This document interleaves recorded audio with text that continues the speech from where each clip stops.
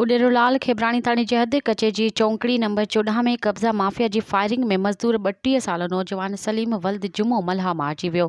ॻोठाणनि सां गॾु लाश खणण लाइ कचे तरफ़ ईंदड़ पुलिस ऐं ॻोठाणनि मथां कब्ज़ा माफ़िया जी हथियारबंदनि जी फायरिंग, मल्हा बिरादरी जे माण्हुनि ऐं मछड़ियल ॻोठाणनि लाश रखी धरणो नेशनल ब्लॉक रोड जा ॿई पासा बंदि करे रोड जे ॿिन्ही पासनि खां सवें गाॾियूं बीहजी वयूं। असांजो नौजवान मज़दूर हो, काठ जा लाह कढी पेट गुज़र कंदो हो, जंहिंखे सुबुह गोलियुनि जो खाज बणायो वियो आहे। असांजे नौजवान जे क़त्ल में समा बिरादरी जो हथु आहे, पर पुलिस रिवायती सुस्तीअ जो मुज़ाहिरो करे रही आहे।